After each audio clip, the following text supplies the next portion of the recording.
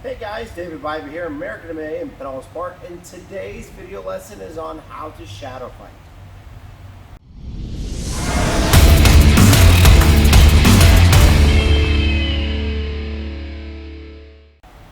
Okay, so if you want to get good at anything you do, you have to practice.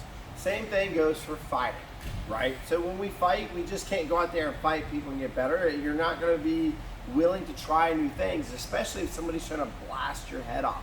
So if you want to get good in fighting, or if you want to get better at the techniques you throw, one of the best tools that we can do is called shadow fighting. Now, how do we do that? And what is it?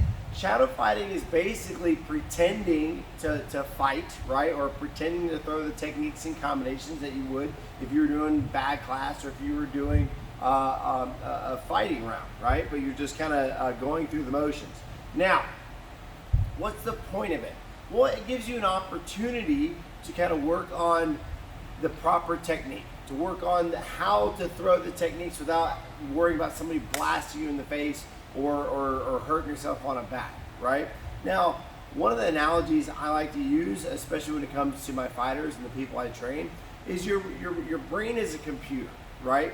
In order for you to save something in a computer, you got to type it in. Well, your body's a keyboard, right? So if you want to store it up here, you've got to type it in here. The difference is, a regular computer and yourself is you have to type it in like 1,000 times. So how would I do this? Okay, let's say I want to work on my jab cross. Okay, I want to work on a simple 1-2.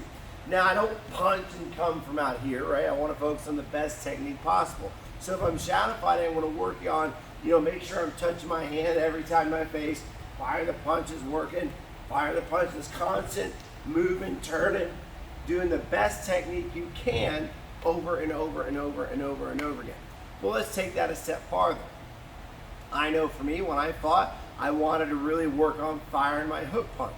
I wasn't comfortable firing a good hook, so what did I do? I did lots and lots of shadow fighting where every other technique I threw was throwing the hook.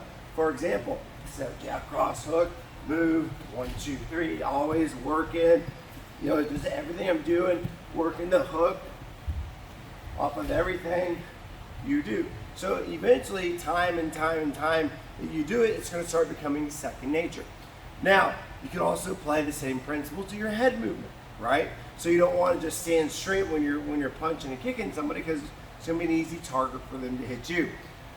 So if you want to incorporate head movement, one of the best things to do is focus your head up, work your head movement, fire combination, work your head movement, work your turning, right? Constantly moving your head. So that way when it comes to do it live, where you're actually working against somebody, your body's going to kind of go into that natural rhythm of, oh yeah, this is how I move my head. You can do the same thing if you want to incorporate your kicks. When's the best time to kick somebody? On the way out. If I can touch you with my hands, I can kick you because my leg is longer than my arm, hopefully.